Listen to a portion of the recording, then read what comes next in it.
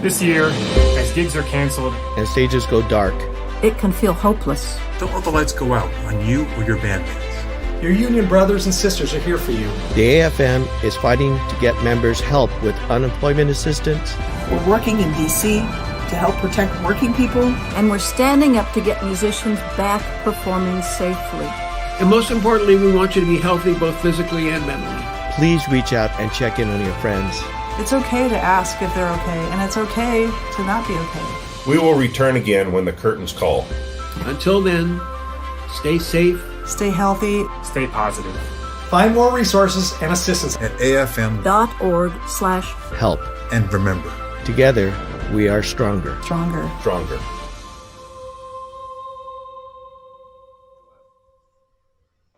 Hey, good afternoon, good evening, good morning, wherever you're watching us from and whenever you're watching us.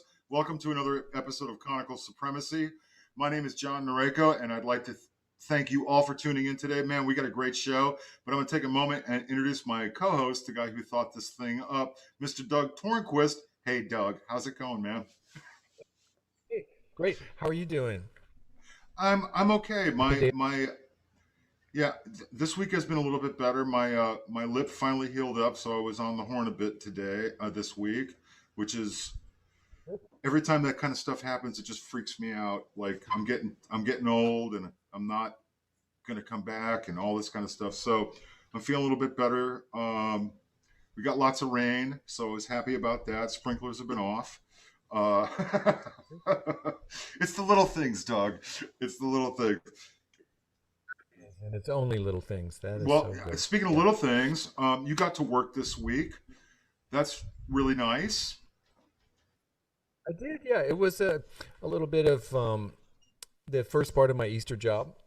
There are a few, and I worked for this church. I worked for them for Christmas, and they had me back for Easter. We did a little bit of recording, and then so got to drive out of town, about 100 miles south of here. It was great to see the ocean and get out and look, and it was great to play with people.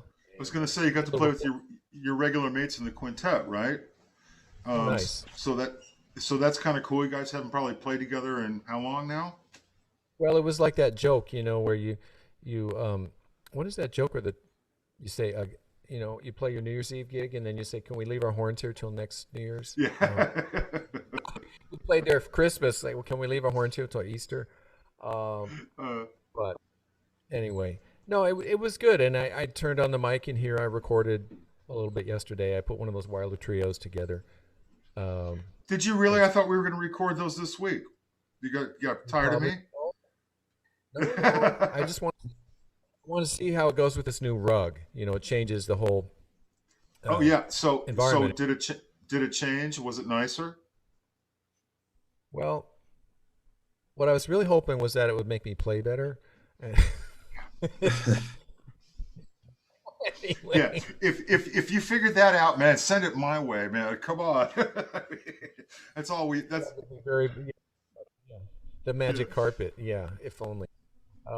No, but it was good, and things are looking up. Everyone's getting their shots, and the city is opening up. So yeah. I maybe, mean, we're red tier now, as far as that's concerned. And what's really kind of encouraging for me is been this week kind of changed my outlook. Going, well, it's not going to be a question of if; it's going to be a question of when.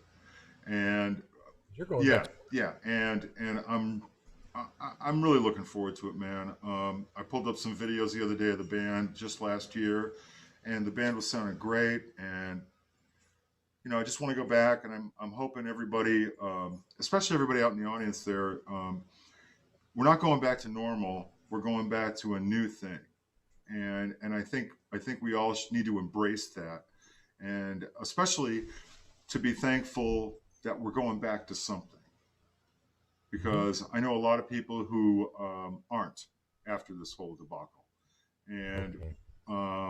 I'm very, very happy about that. Is that I've got somewhere to go as soon as they say yes, come back. Um, how was the studio this week? Did it drive you nuts? Everybody cool? Everybody's great. Um, as I Because said, some people have real. your students are kicking ass, man. I mean, truly, they're recording, they're doing their stuff. I mean, got to hear some stuff. You had master class last week with Carol, and Yeah, then everybody put up their stuff to so Carol can check it out, and everybody's doing great stuff over there, man. some people have really made the most of this time, and it amazes me. They're very excited about coming back to campus, but they've really made the most of this time. They've learned recording technique. They've done the most creative things. Some of them have really focused on their own playing. They're all sounding great. Yeah, it's So, just you know what I hope when they come back to campus, and I'm really going to try to do this as well since I don't have a campus. uh, to not stop that rock rolling down the hill that's begun. I'm hoping that they do recording there. I hope that they, get together with their friends finally and record that and document this stuff, because there's some. I mean, when you and I were in school, there was some really cool stuff that happened that if it was only able to record back then in the Stone Age, it just and now you can just show up with a backpack and you're good to go. It's just I'm I'm just hoping everybody keeps the ball rolling on this thing, man, because the more music the better, the more performance the better. oh, I think so. And I think it's been really clear that to be a 21st century musician, it's essential that you have the ability to share your sound, which, for the past year has been pretty much by electronic means only, which means recording yourself and make an incredible representation of yourself. And I think they've really risen to the occasion. And it's been, I talk about an old dog learning new tricks. I mean, it's been really fascinating for me to feel like I'm at the beginning of something for a change. Having to Well, learn to you record. you've talked about this, and just take a second, and I because you've been talking about this for a bit, when we talk on the phone and stuff like that, and I can't say enough about your direction right now, because you've really kind of figured some stuff out for you, and I'm excited for you because here we are. Just for instance, we're going to start transcribing these podcasts that we've done, and this is our 21st one. But the reason being is that, of course, my co-host, who thinks up really cool stuff, is going to do a book, right? Yeah, Yeah. and the book's going to be on. As if I'm Well, trying to. it's Come on, Doug. Come on. no. We are bringing this to life as we speak, and it's called the Tommy Johnson Project. It's needed to happen for a while, and I'm collaborating with some other people. And look, it's an outgrowth of my, introduction, embracing of technology. Once you realize it's there for us, not to stop us, but actually to help us. So we're going to do a series of video interviews. We're going to transcribe them. We're going to compile. We might have a documentary. We might have a written document. I don't know. But when you and I were talking, we both were racking our brains, and this is for everybody out there. I don't know if you all don't know this, but there's never been a documentary, visual and audio documentary done on a tuba player. I No. looked. I can't find one, and there's been such great players over the years that it's amazing to me that hasn't happened. Richard White. But then again, we play tuba, so everybody thinks, well, it's just the tuba. But I'm looking forward to this thing, man, because the more I think about it, the more cool it's going to be. It's an outgrowth of our time here, and the super cool people we've met, and the question we have on this show for everybody is, what are you doing in quarantine? And it's like been so inspirational, and I mean, there's so much to do. Playing the tuba is just Absolutely part of it. There's a lot. Well, speaking of inspiration, our guest today, I've known about since I was first starting out in college, and probably one of the premier instrumentalists of our time on our instrument, in my opinion. And holy crap, has he just changed the tuba world. You got anything else before I play this bump, Doug? No, I think his reputation precedes him, and I do get the sense he's one of those guys that everything he does extremely well, and he brings an incredible gusto and elan to the project. And from what I've seen, he is a complete master. Absolutely. Well, hey, we're going to introduce, I think everybody will know who I'm talking about. So, Quinn, let's go ahead and play the bump to bring our guest in.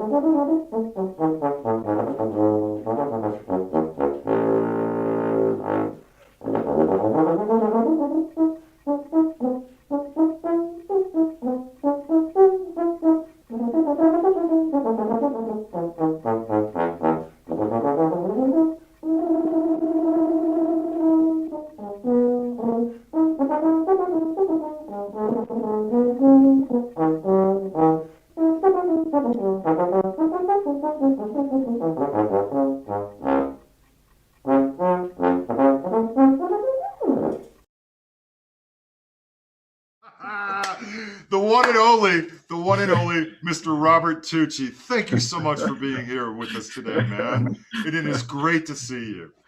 Oh, My pleasure. That was a perfect example of the fact that nobody's perfect. Yeah.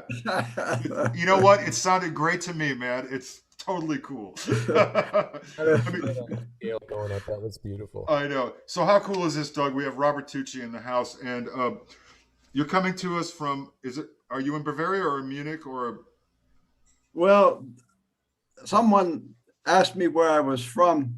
We were in Norway, and I said, "Well, I'm from Bavaria. It's close to Germany." The country close to Germany. Yeah, there you go, man. There you go. Oh, man. Thank you for joining us. I know it's very late for you. We had the time change here, so at least we're an hour closer to you, but there's an 8-hour difference, so it is definitely the late show for you. You know, we asked this question to everybody. What have you been doing since the lockdown? You know, what have you been creating in this time of quarantine? Well, 30 years ago, I established a business to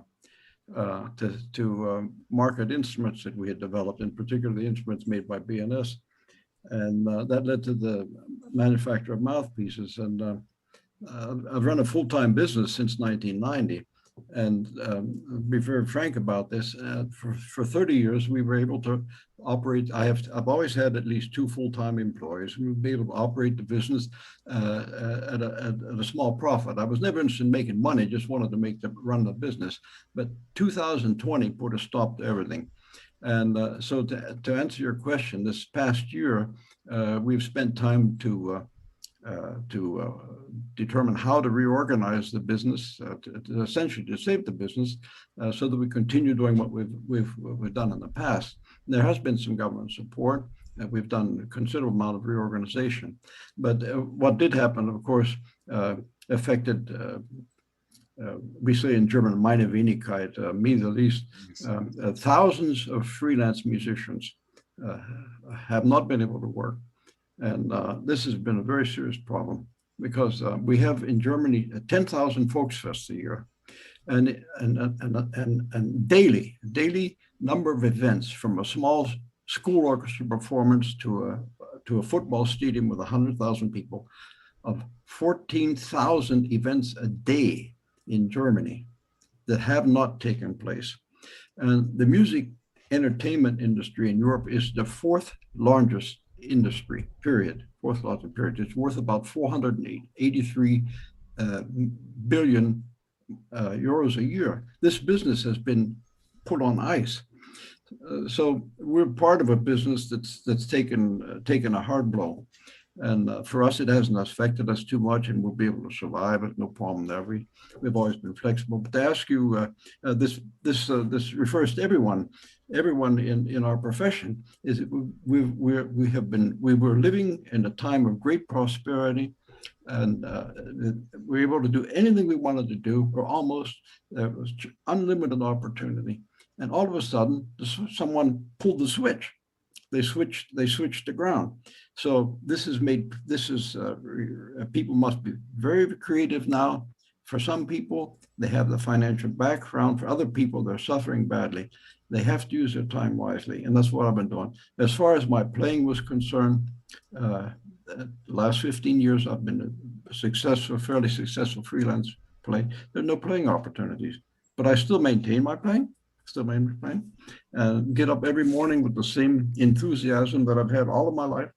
And I always go back thinking the same things that what got me here, what kept me here, who helped get me there, what did they do? There's so many wonderful examples in our profession. The music is one thing that will survive. Music will always survive, and music is always the answer.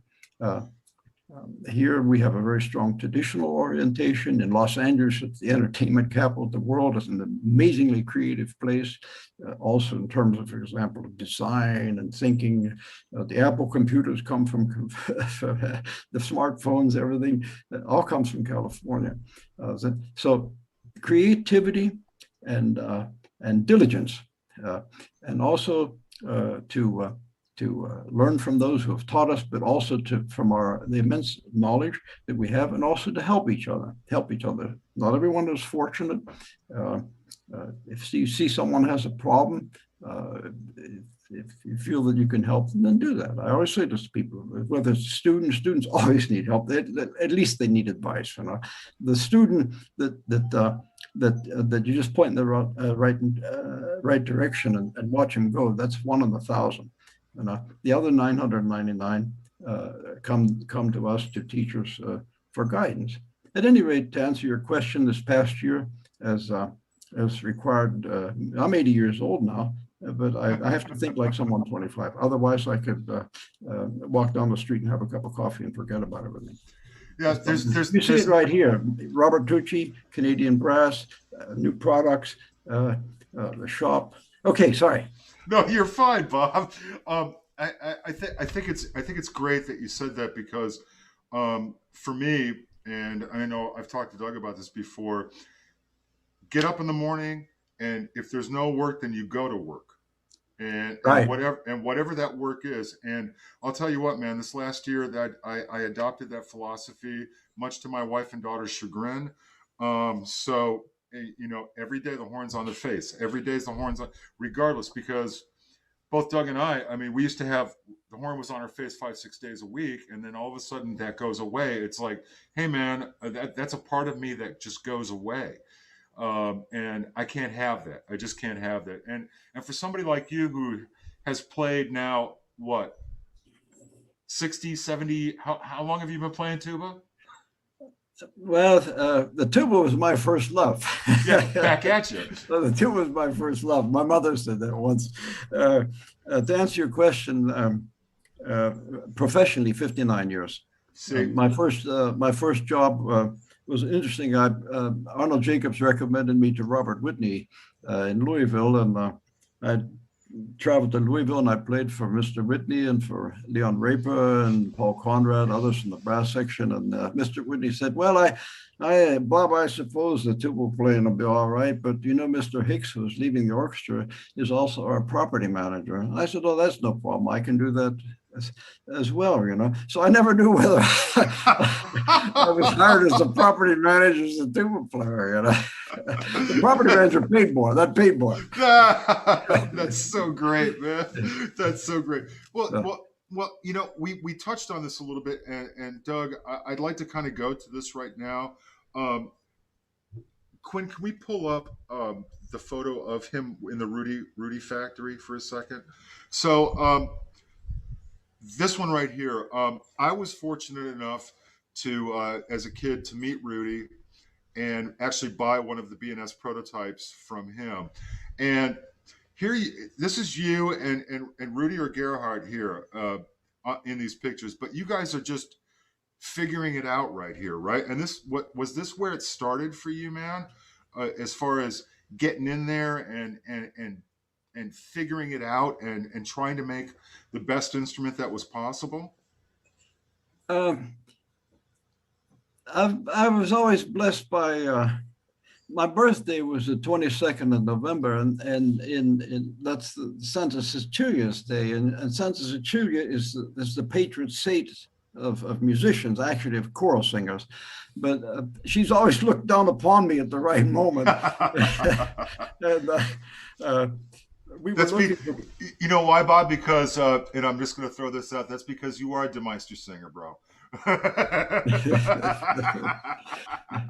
But I was sent to Rudy Meinl in 1970 to begin work on tubas, and Rudy always lives in work clothes because Rudy always worked from 6 o'clock in the morning till 10 o'clock at night. And he met me at the station in a business suit. And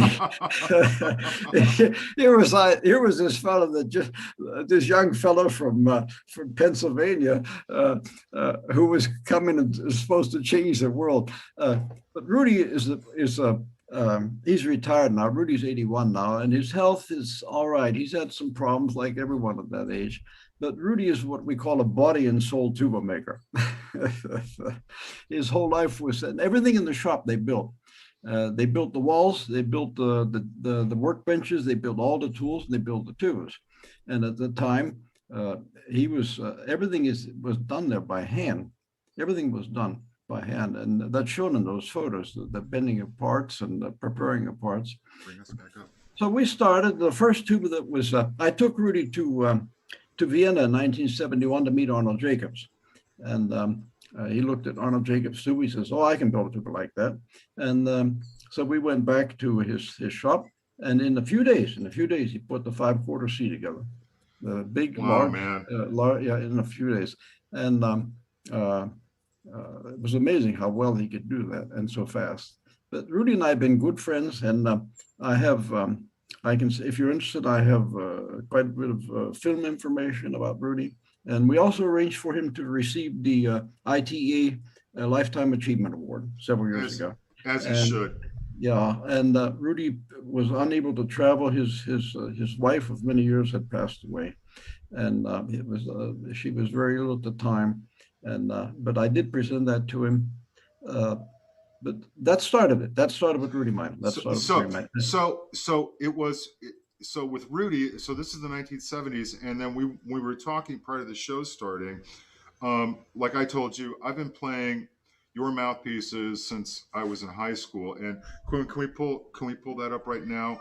When was the love affair with mouthpieces and trying to get them just the way you thought they should be? When did that start? Well, that started at the same time. In the same area. Rudy's in a town called Diesbeck, which you said you've been there, right? Yes.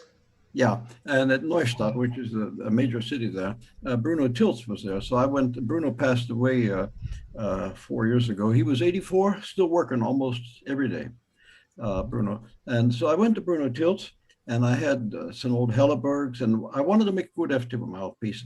At that time, there weren't many people in the United States playing the F-tuba, and there were even fewer good mouthpieces. And I collected various mouthpieces, and I went to Bruno, and we worked quite a bit. And the ninth one was promising. So that was M9, meaning mouthpiece number 9. And that became later the PT9. And then we had to give it a new name finally. It was a lucky mouthpiece, so we gave it 64, the lucky number. And so I began making mouthpieces, and mostly for the built American concepts.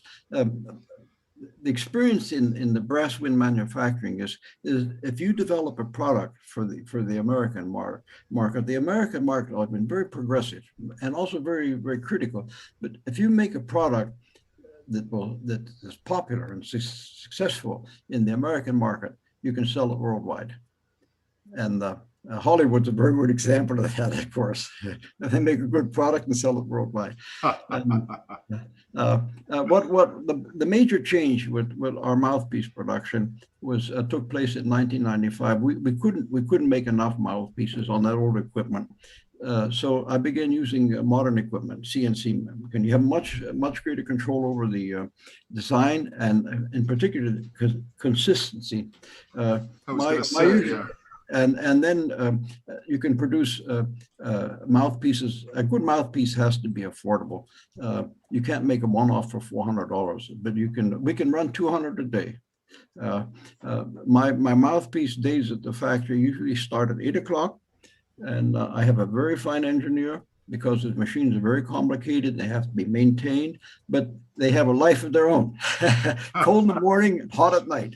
And I have instruments there. And we have a very fine collection of master models because the musicians change. You might have had a bad night's rest, or drank too much, or ate too much, or had a bad cold one thing. But the master models are made out of metal, and so we always compare what we're making to what we considered the best at the time. And my mouthpiece manufacturing working days at the factory is 8 o'clock. The staff goes home at 4, and I stay there and run the machines till about 9 or 10 o'clock at night. And, Bob, what are you doing, man?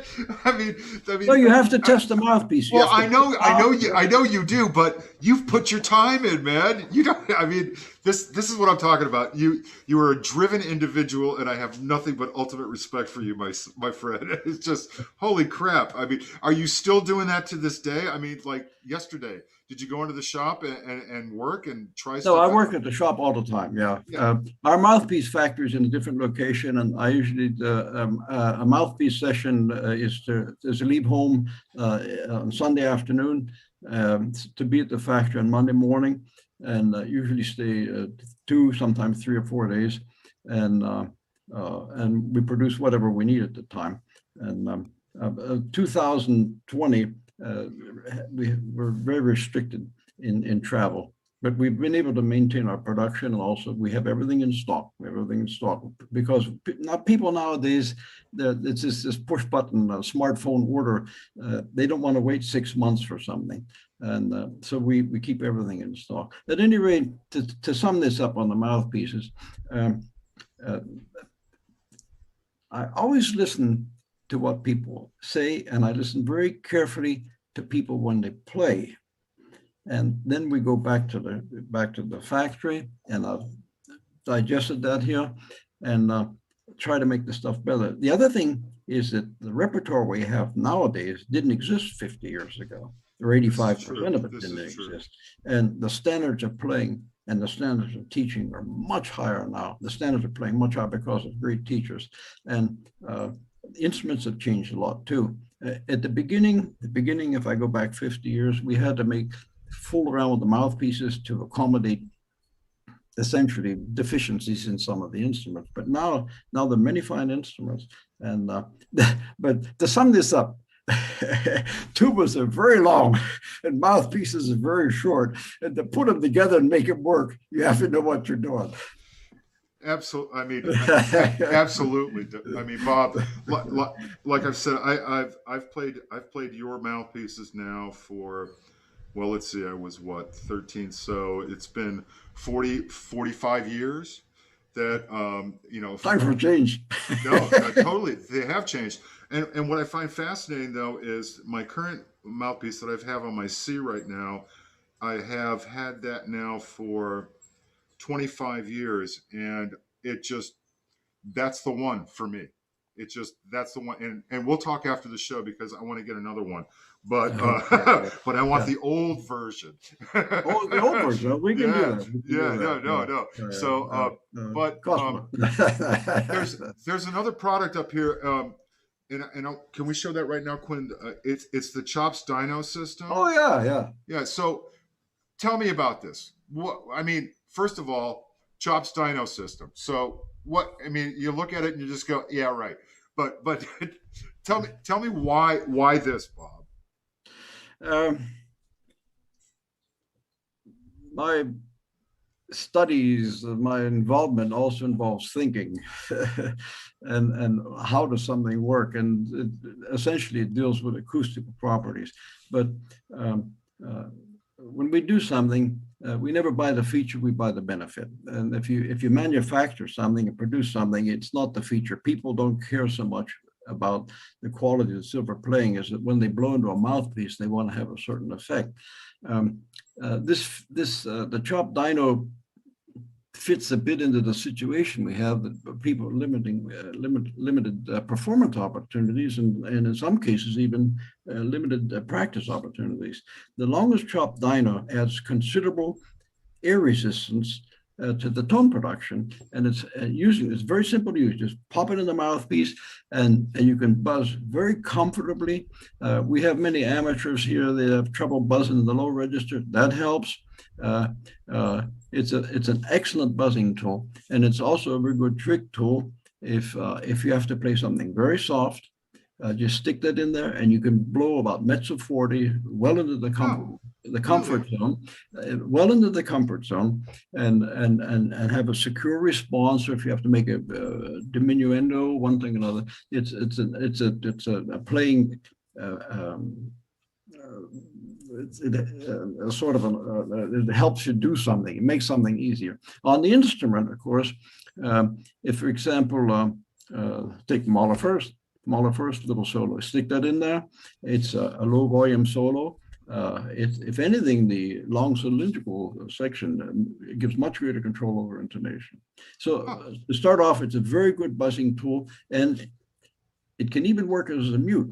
And if you have, we do a lot of traveling here on trains and carried a tuba or two tubas and a mute. It was really interesting. You can stick that in there and it makes the tuba sound like a mute.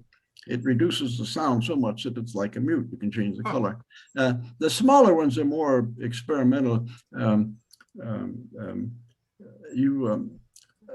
You can change the sound of the instrument a lot. If you look at a traditional romantic orchestra, the string sections sound about the same whether they play Mozart or Beethoven or Bruckner or Strauss.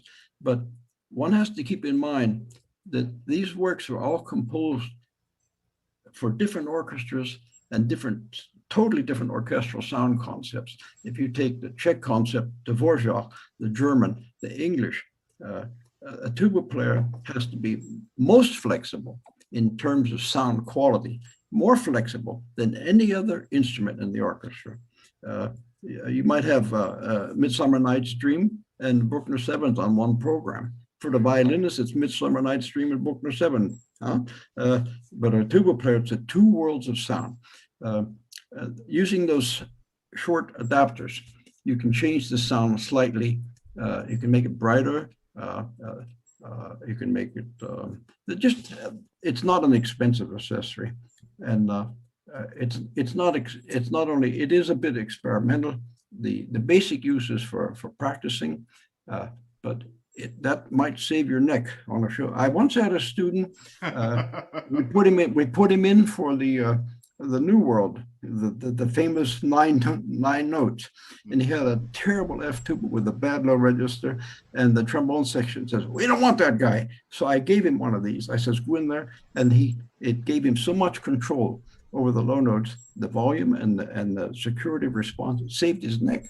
That little piece of brass saved that kid's neck, and he went on to, I find that, once again, Doug, here we are, Mr. Robert Tucci, the guy who thinks of stuff that nobody else has thought of.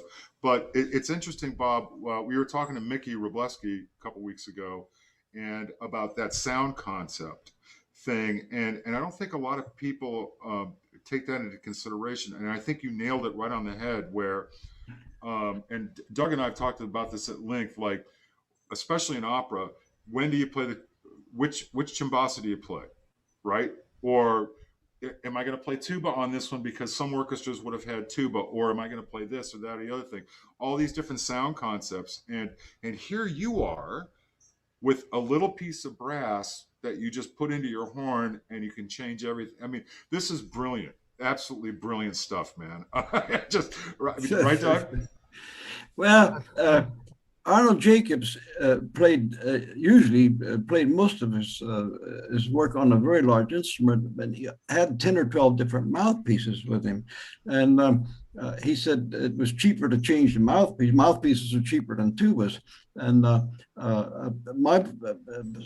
you have to be very advanced to be able to change mouthpieces a lot and still sound good and reliable. One small benefit of this Chops Dino system is that you stay with 99% of the equipment you know very well, the same mouthpiece and the same tuba. The influence is less than changing from a very shallow cup mouthpiece for the Beadlow to a monstrous mouthpiece for Bruckner's 8. You can use it's a small tool. It's not expensive. It provides the benefit. But we've had worldwide, we've had an Americanization of the brass orchestral sound. And if you go back, I remember when I went to Vienna in 1962, I came essentially from the Chicago School of Brass Playing, and I knew other orchestras as well. And you went to Vienna, it was like going back 200 years. There he is. But what has happened now is that many brass sections play American style, and they do it very well, and it can be very, very impressive. But if you think very seriously about the music, we have to make music is sound with the right sound. And if you listen to the orchestra from Dresden or Leipzig, Vienna, Berlin, it's a different sound because they're very determined to maintain their individuality. Doug? Has there been resistance to new instruments? I mean, does that also include, maintaining the old instruments in the orchestra? I mean, Well, as brass players, we don't. There's a lot of people spent a lot of time and money and cut up a lot of old instruments. The biggest problem with the old instruments is that they're either worn out or not available, and some were quite good and some weren't so good. I think instruments nowadays, a tuba player with little money in his pocket has a selection of instruments which is absolutely can cover all possible areas of musical endeavor. And a good tuba player doesn't have to. A good tuba player needs in an orchestral. He needs a good F tuba, a good C tuba, and a good B flat tuba, and perhaps a tribassa, depending on what he's doing. You need 3 instruments or 4. Right? Trumpet players usually have a whole bag full, but tuba players have to spend a lot of money to buy their instruments. And the best thing about an instrument is find a good one and stay with it. Don't go out and say, I'm going to try this and try that, try this and try that. Get a good instrument and stay with it. You're looking at it. Yeah. Yeah. I've played years and I wore it out. This. But to get back to Rudy, Rudy was really hard-headed at the time. And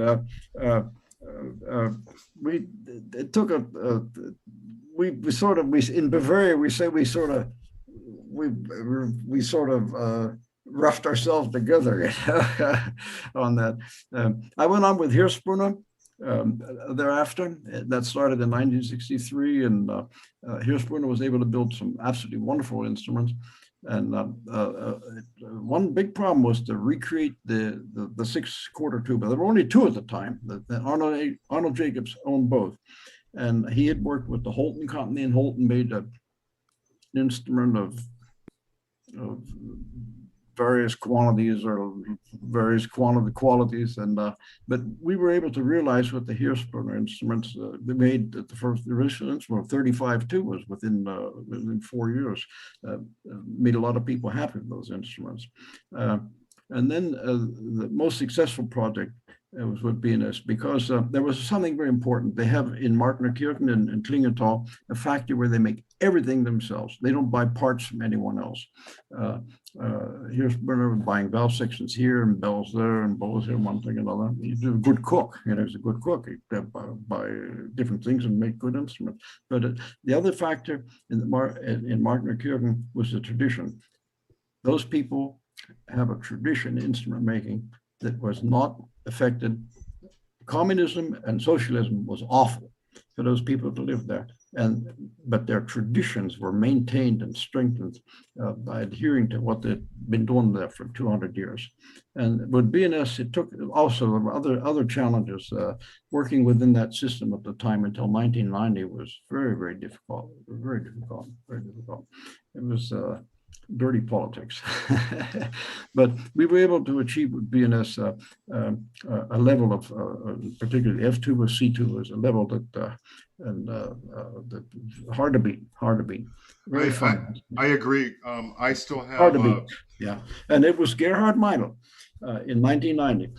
At the time when the wall became coming down, together with people that we were looking for a way to save the company. And we had various options, and 1 or 2 were very good, but it was Gerhard Meinl that saved that. And Gerhard worked, he arranged millions of euros of financing, and Gerhard was had to rebuild the country. He was working 16 to 20 hours a day to rebuild that company. And if there's any one single person that saved BNS, it was Gerhard Meinl. And he integrated his own company, Melton, into that. And later, Buzin Hawks, euphoniums and compensated tubas are built now. They most recently took over the Courtois. Courtois was still building several hundred trombones a year. So they built the Courtois trombones now at BNS. The company had to be refinanced, and the present ownership is Buffet. And that caused some restructuring, but it's all working very well. And I must say that the instruments in the past, I was going to the factory usually about 9-10 times a year for several days each time, and always inspected everything. Inspected every instrument that we sold, and to the American market, and also for our own consumption here. I must say now that the quality has been, in spite of everything that's happened, the quality is still very, very high, very, very high. It's amazing. You can buy a BNS instrument and be confident, and also if there's a problem, they take care of it. Hey, Bob, I'd just like to take a second and kind of switch gears a little bit, if you don't mind. No problem. And the reason why I bring this up is I would love for you to talk about your career a little bit, if you don't mind. I think the audience would really love to hear about it. But I want to put up a picture first. Quinn, put up the Lotus. So this is one of my favorite pictures of all time. So there's your Lotus, and there's your horn. And is that how you went to the gig?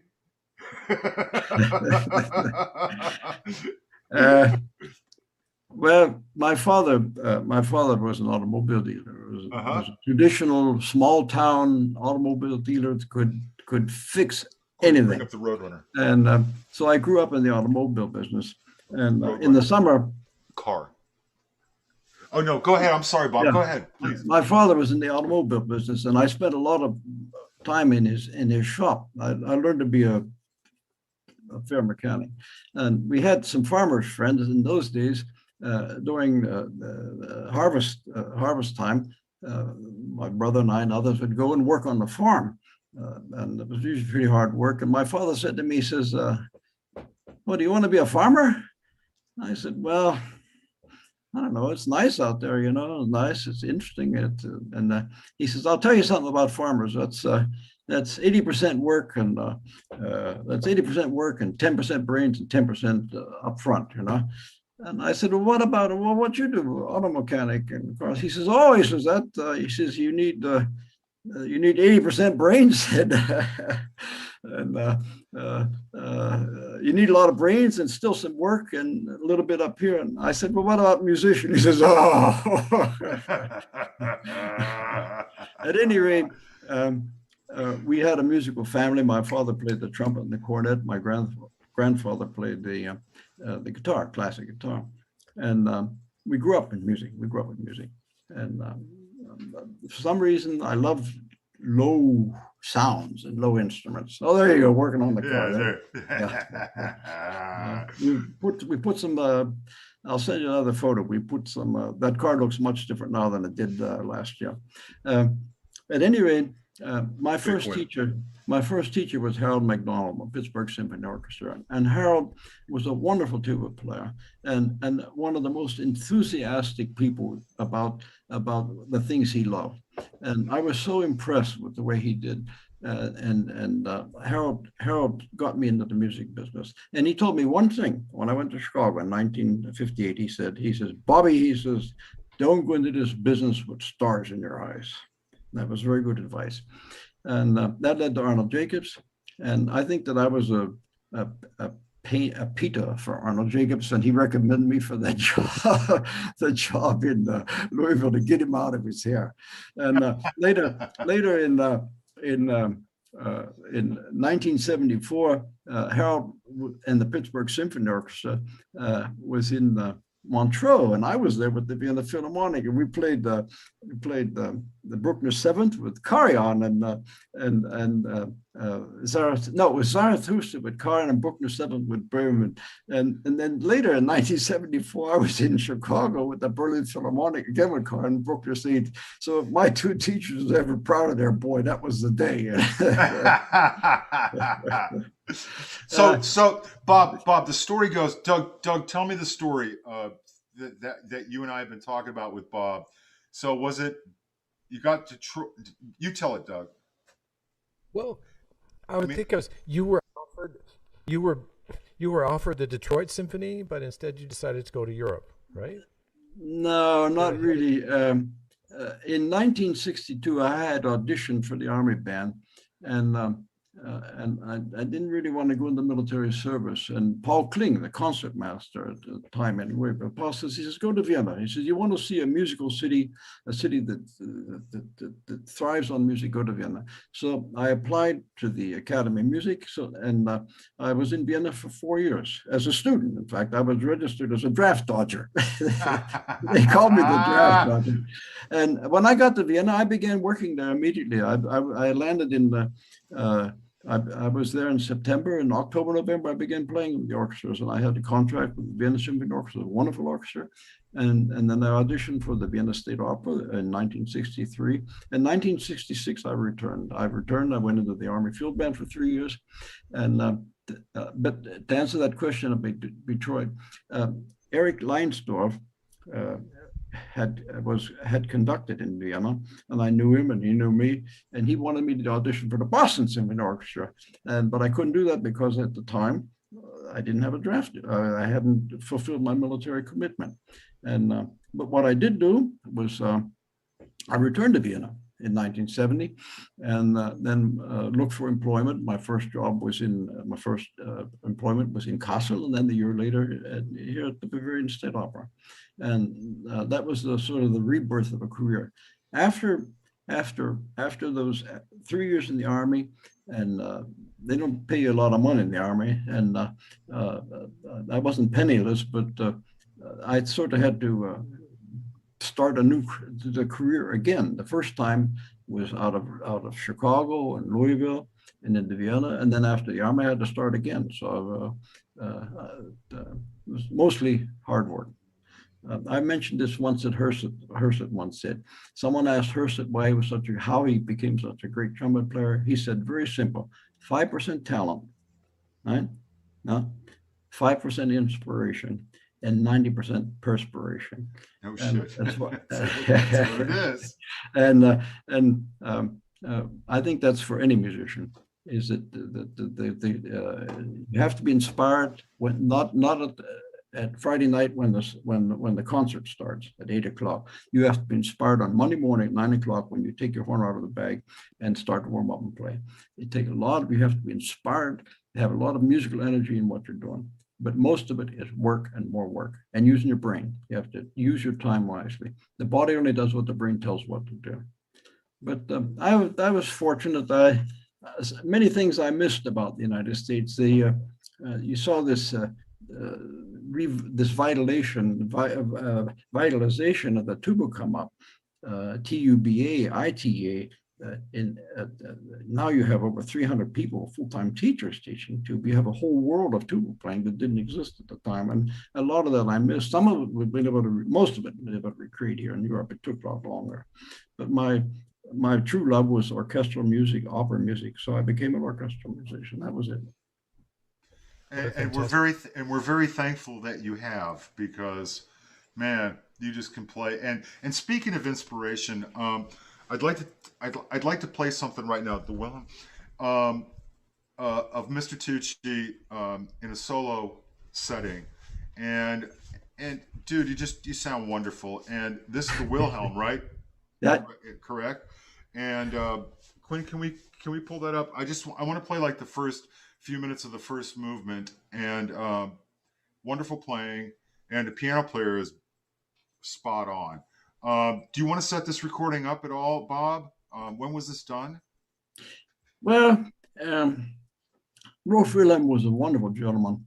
Rolf Wilhelm composed music for 68 full-length films, and he could compose any kind of music. And I got to know him here with studio and radio and television productions.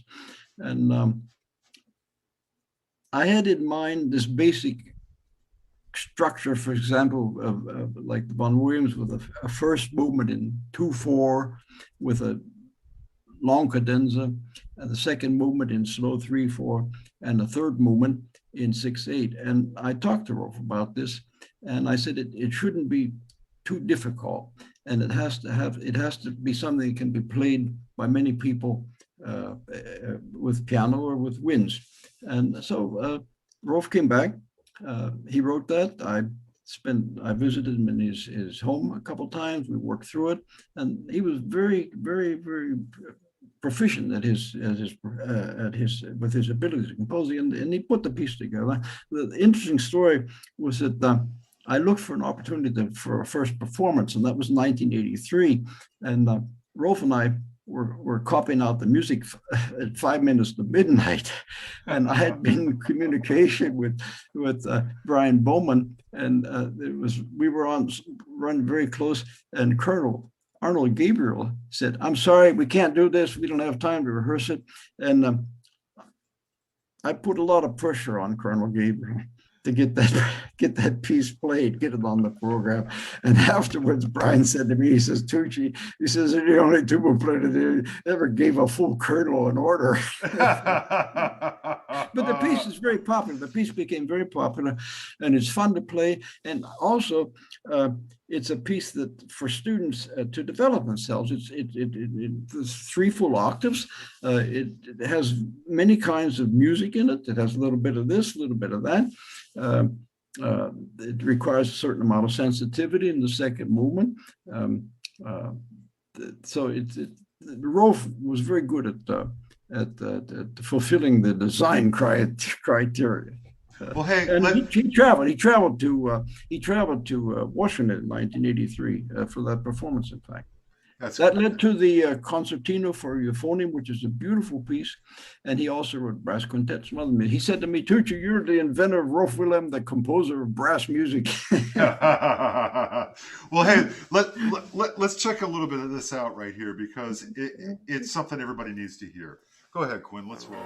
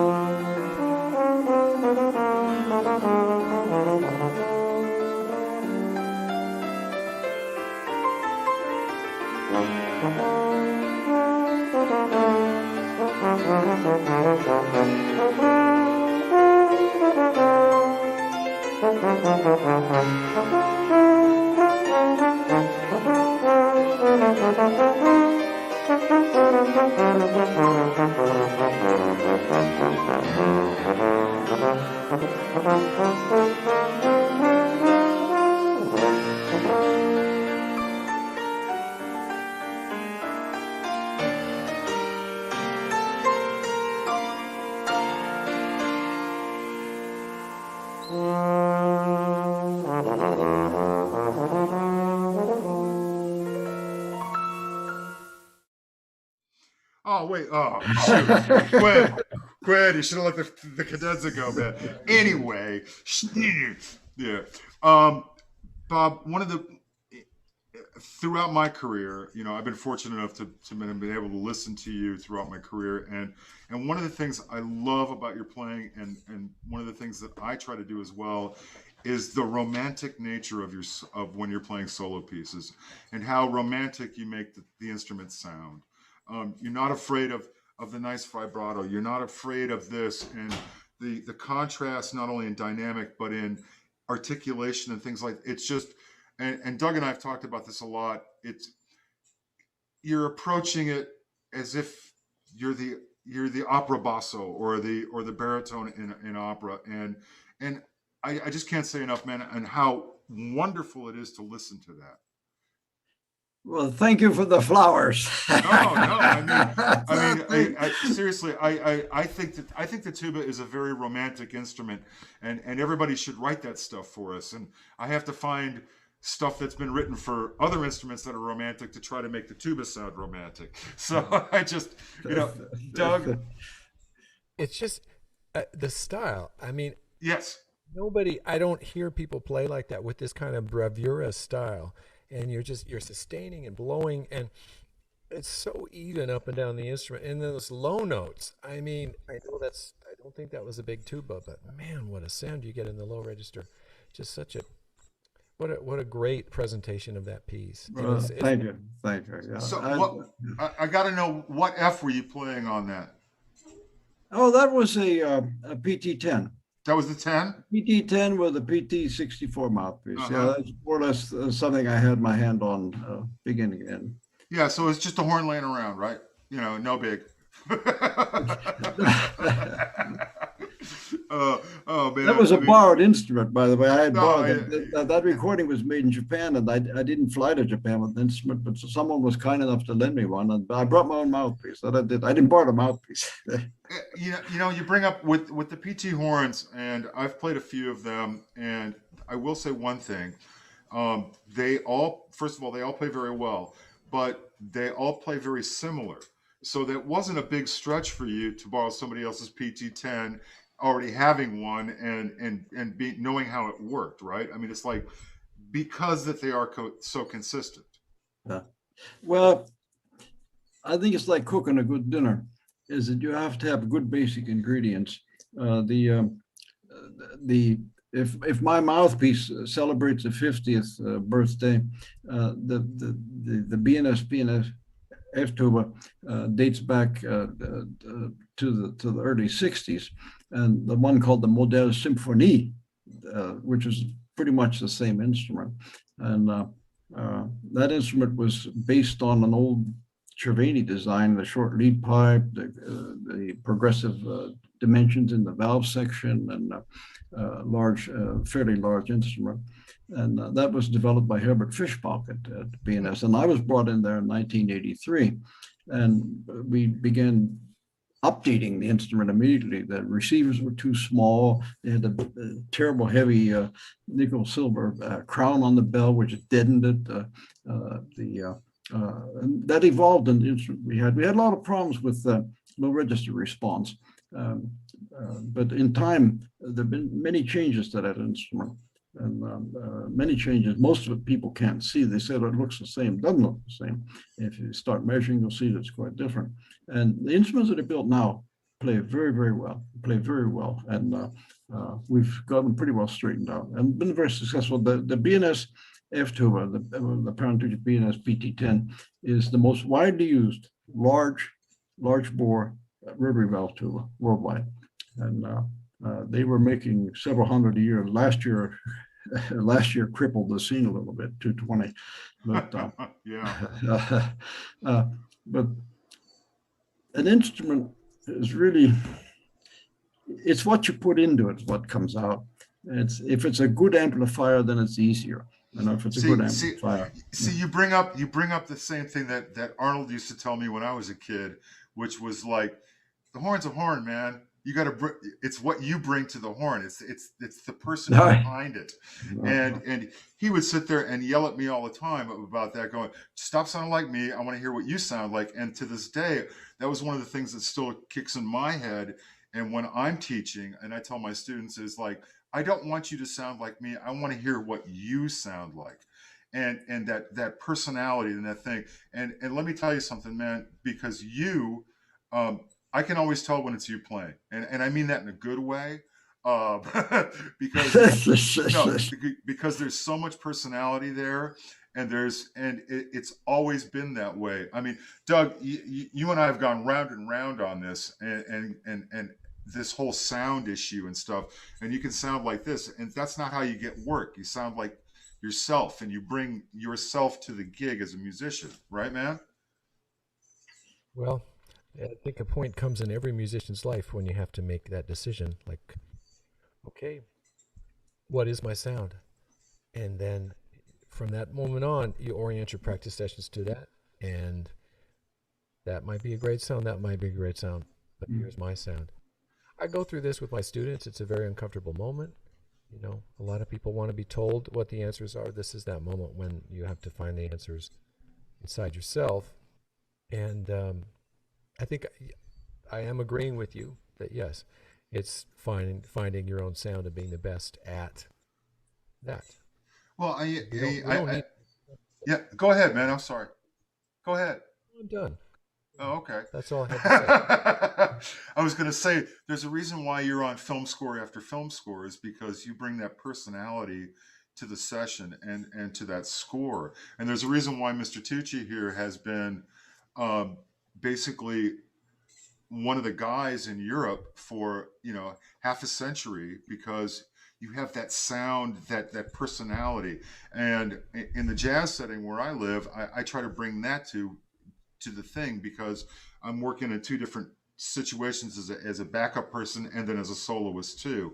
And I really view that as two different things. There's the solo sound, and then there's the rhythm section sound. And I wish everybody would go after that. I wish they would find that thing, because I'd be so much more interested in listening to people play. It's just like, I don't need to hear the Bach cello suites done like so-and-so again. I want to hear what you have to offer as far as that's concerned.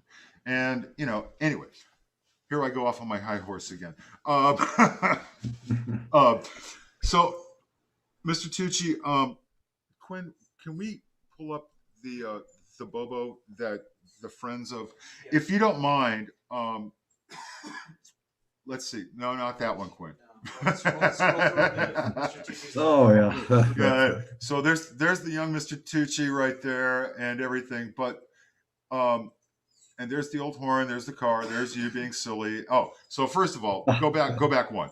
So Mr. Harvey Phillips, one of the quintessential icons, along with yourself, in the tuba world. When did you first meet Harv, and can you give me a little bit of story about that, if you don't mind, please? I met Harvey before I met him. When I was a student in Chicago, the Midwest Bandmasters Clinic was a relatively small affair. It was held at I think at the Palmer House, or one of the hotels in Chicago at the time. And the Con company had just introduced a fiberglass sousaphone, and the introduction to the Con's sousaphone was that there was nothing on the stage, and all of a sudden, from off stage, a sousaphone flew through the air. It landed on the floor.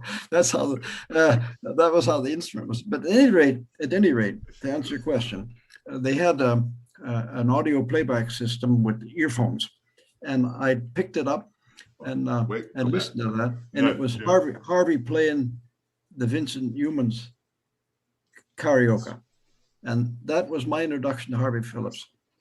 The karaoke with the band that he had put together, a studio band he'd put together, the All-Star Concert Band in New York. And that's when I first met Harvey Phillips. That was just wonderful to hear that. And then later, in 1962, I traveled to the first Jackson Hole Music Festival, where I was also the property manager and tuba player. But I traveled via Aspen, and I met personally Harvey in Aspen. That was in 1962, and we became good friends. We had the honor of his visit twice here in Munich, and that one picture was 1974 was here, and then the second time he came when the Oktoberfest was on. So we were able to do that well. That's Harvey was incredible. Harvey's incredible. No, Quinn. There you go. There you are. So Mr. Roger Bobo. So when were you hanging out with Roger? Was that in the 70s as well? Well, Roger's first recording, which I believe was in 1960 or 61. In 1961, Mr. Roger Bobo plays tuba. I think that's the most significant single recording in the history of the tuba, because he played on one recording, one LP. Roger played everything from top to bottom in so many different styles. And it opened up our brains and our eyes and our ears to what can be done with the tuba. In those days, we were fooling around with our C tubas and this and that. You either studied with Bill Bell or Abe Torchinsky, or you studied with Arnold Jacobs or someone you studied somewhere, and it was mostly C tuba and not much solo playing. And Roger, it was absolutely amazing. So I first met Roger on the basis of his recording. And then I was in Amsterdam with the Vienna Symphony Orchestra when Roger was there, and I met him then. And also that one picture was 1976 in Los Angeles. And then Roger, of course, moved here. I met him on various occasions here. Absolutely amazing person, Roger. Absolutely amazing. And if you talk about anyone who has survived by conviction to his profession and to his art, that's Roger Bobo. Yeah, we were lucky enough to have Roger chime in with us a couple of shows again, and it's always an extreme pleasure to have him around. What about let's go on. And there's a couple of other ones here. So this one right here, that's Terry, right? That's Terry Cravens and Art Hicks. Yeah. So I mean, when was this? Well, Art Hicks was a native of Louisville and was in the tubas of the Louisville Orchestra, and he had the opportunity to play with the Israel Philharmonic, and he said once in his life, he wanted to play in a full major symphony orchestra. So I was hired to replace him then, and then he came back to Louisville, and that photo was taken. Terry and Art were very good friends. Art's wife was a charming California girl. She was a cellist, by the way, and the picture shown with his son Matt, and that was Terry and Art, and they remained with that picture there. You'd have to ask Terry, but that was I see Matt was a little fellow then. That was probably maybe 1963, 1964. Wow, man. I mean, we could go on forever and talk about the people that you've friends with and that you have sat there and influenced, us being some of them. But unfortunately, we're coming short on time right now. And I just like to have Doug kind of ask the last couple questions here, because I've just been, being John. It's been fascinating for us. If you've had this, unique overview of the tuba. I mean, you have been in Europe and in the best place to be a tuba player, which is Germany, and then you had arguably the best job, the Bavarian State Opera. And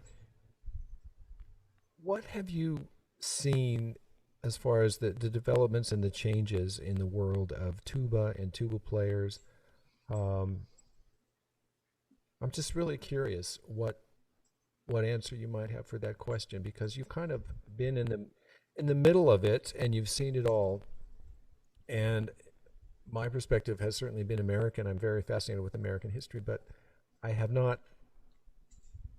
We in America always think there's so much more going on in Germany for brass players, specifically tuba players, and you've been right in the center of it. And what do you think the most significant developments have been over the past 50 years, your time there in Germany?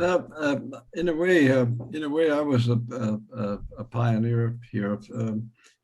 at one time or another, there's still some of us remaining, but one time or another, there were 20 American tuba players in Europe. And there's still a few of us that are still active. But this led to other players on other instruments, horn, trumpet, and trombone. And I assisted many people in establishing themselves here, and not always to the pleasure of some of our native colleagues. Some people took offense by the fact that I was bringing in foreigners and bringing in nothing. But I spent just as much or more time with my German students as I did with my Americans. Americans, I didn't have to spend too much time with them. Most of them were very well prepared. At any rate, to answer your question, they don't need us anymore. We had a tremendous development in brass playing, and I'm talking 40 years, not 50 years. But to answer your question, you listen to these wonderful musicians, say from Germany or Austria, for France, and Scandinavia, also pioneers, Michael Lind and other players, Jens Bernlaas and people from, but their musical traditions. We're talking about romantic music. About the tuba was not a classic instrument. The tuba didn't exist at the time of Haydn and Mozart. It began with Berlioz and Mendelssohn, but the people's background, their musical background, is what makes them musicians, whether they play the zither or play a tuba. And I remember at the tuba symposium in Budapest in Hungary, there were young students there that were so musical because it was a system. The system is so musical that they're bound to be great musicians, whether they play the clarinet, the violin, or the tuba. The traditions are very, very important. America has its own tradition. You have a complete different traditions in brass, a great tradition in brass as well. But people have to the criteria of success are based on good musical character. And if anything, as far as there were many people here, Americans, who taught the Germans or the Austrians, the others to play, Rex Martin, Roger, others, those of us who have taught here. They don't, as we say now, they don't need us anymore. Significant at the time was the fact that Canadian brass and Philip Jones always sold out here by young, enthusiastic brass players. Now we have, on the basis of that, many, many fine brass quintets and many fine brass ensembles. So we're pioneers, people that were creative, that wrote music, had music arranged, and played it well. But if anything, the cultural background, you don't want to lose. American culture has been dominated quite often by purely commercial interests, and they want people to eat potato chips instead of boiled potatoes with butter, you know. If anything, these traditional values in music and the kind of music we play have to be cultivated, not only maintained or given respect, they have to be cultivated. And as far as playing something with style, there's no excuse whatsoever for not playing a piece well, because we have access to 400 years of great music. And we have access to the greatest recordings of people that know, and access nowadays to all kinds of music. And you just have to listen, and then incorporate what you feel good, what you feel is what you like, what you feel is necessary into your own style. There's no excuse for poor music. There's never been an excuse for poor musicianship. The public schools, the music school system, very important. Here we start the kids over here. They're still in their diapers. That answer your question? Yeah. Hey, Doug, we got time for one more, man. Ask one more question, then we got to get out. Okay. All right. Okay? Uh-huh. You're a busy guy. What's next for you? What are you going to do next? A good question. The concept here is that you work 65, right? if you're a state employee, a musician, or a teacher, it's 65 and out. So I started when I was 20, so I only have 5 more years, and then I can retire. Let's see, 20 and 65 is 85. There you go. There you go. You're going to retire. Yeah. Good question. Good question. Good question. But the other thing is, of course, is that you have to have other interests as well. Otherwise, you don't want to put all the eggs in one basket. If the basket falls, it won't be a happy Easter, you know. And sometimes if something, you work yourself, you paint yourself into a corner. Well, when you see that happening, do something else. Do something else. Take a walk in the woods, or drop around the house, or crawl underneath a car until you're covered with grease and dirt, you know, and then get up the next day. The other thing is that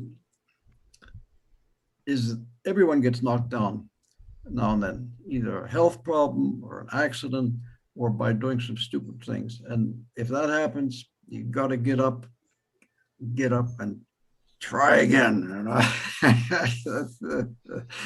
But I can't answer that question. I've been blessed with good health, have a good family, and I think for the next year or two, my shop and my mouthpieces will keep me busy. Teaching, we haven't been allowed to teach. I have not been permitted to teach in the past year, and at least not direct man to man. You know? Oh, you're showing some interesting pictures there. Yeah, man. Well, we got to show you. We got to show you off just a little bit before we sign off here. Hey, right. Quinn, can we bring us back up again, please, man? And I just I've had a wonderful time today. I hope everybody out there has had a wonderful time, and I just can't thank you enough, Bob, for taking a little bit of time and talking to us today. It's just an absolute joy for me. I know Doug was actually a little nervous going to talk to the man today. And Doug, you got anything else to say before we sign off on this? Thank you so much. We've kept you up very late, and I am so grateful for this time. It far exceeded any expectations I had. Thank Absolutely. You for everything you've done for our community, and keep building those mouthpieces. And thank you for the inspiration. And I mean, you single-handedly raised the standards of brass playing in Europe, and then the standards of instrument playing. And you've helped us all with creating good equipment. And you know, I went to one of your master classes when you were here in Los Angeles, maybe 20, 25 years ago, and I still think about the things you said. So I know you're also an excellent teacher. And this has just been a phenomenal hour. I can't thank you enough for spending some time with us. Well, thank you very much for having me. It's given me new energy and new desire to keep out of people's way. But thank you very much. Good fortune to everyone. We're living in challenging times. It won't be easy. As John mentioned, when it comes back, it's going to be different. One has to spend much time thinking about how we can continue what we love to do in the future. One has to think ahead more than ever now. One has to think more than ever. The future is always made up of good things in the past, and so there's enough reference. It's a new challenge. It's just a new challenge. General MacArthur said, well, I'm not retreating, I'm advancing in another direction, in a new direction. So we have to do that. We have to advance in a new direction. Now, we can't lie down, we can't lose what we have, and help other people. If we're established, it's no problem. We know what we're doing, we have experience, we have, but young people, they need advice. Young people sometimes don't quite know how to come to terms with new situations. So that's the only thing I can say. Thank you very, very much. It's wonderful to see you. Wonderful to hear you. I see those beautiful tubas in your studio there. I'd love to hear every one of them. Well, hey, wise words and many thanks from the one and only Robert Tucci. And everybody out there, I'd like to thank you for tuning in this week. You can catch this one up on YouTube later on today if you missed us. Also, next week we'll be back again on Sunday because some of us are working at 3 o'clock. And who do we got next week, Doug? We've got the legendary Zach Spellman I of know. the San Francisco Opera. Oh, So I'm really looking forward to talking to Zach. Once again, my many thanks to Mr. Tucci for staying up late. Doug, thanks as always for another great show, man. And everybody out there, have a wonderful afternoon, evening, or morning, and we'll talk to you really soon. Thanks again. Bye-bye.